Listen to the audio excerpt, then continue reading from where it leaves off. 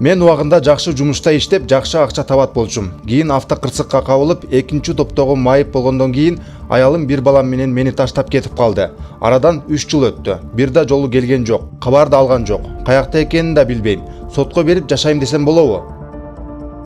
Түшүнүктүү.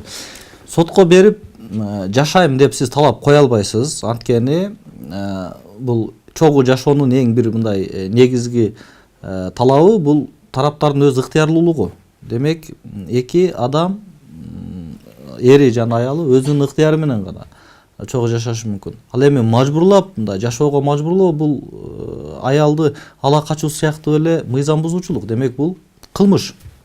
Ошондуктан мындай учурда сиз бирге жашоого, чогуу мындан ары чогуу чарба жүргүзүүгө аны мажбурлай албайсыз. Ал эми балаңыз менен сизди таштап кеткен болсо, жубайлар бири-бирин материалдык жактан мындай жардам көрсөтүүгө милдеттүү. Демек, сиз өзүңүздүн мурдагы жубайыңыздан, демек ал аял болгонуна карабастан, ал эгерде бүгүнкү күндө иштеп жүргөн болсо, балаңыздын тарбиясы үчүн алимент, андан сырткары мындай сиздин майыптуулугуңуз бар болсо, жардамга муктаж болсоңуз, сиз мындай акча каражатын каттуу өлчөмдө алимент талап кылсаңыз болот.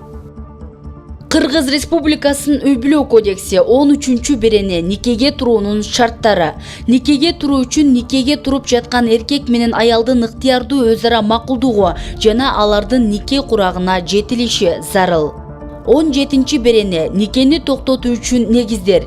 Нике жубайлардын биринин же экөөсүнүн арызы боюнча никени бузуу жолу менен, ошондой эле сот тарабынан аракетке жөндөмсүз деп табылган жубайлардын көзөмөлчүсүнүн арызы менен токтотулушу мүмкүн. 23-берене никени бузууга жубайлардын биринин макулдугу болбогон учурда сот тартибинде никени бузуу.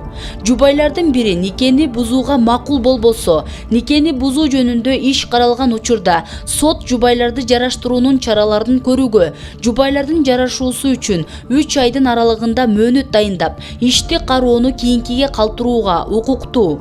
Эгерде жубайларды жараштыруу боюнча чаралар натыйжа бербесе жана жубайлар никени бузууга талап коюп туруп алса, никени бузуу жүргүзүлөт.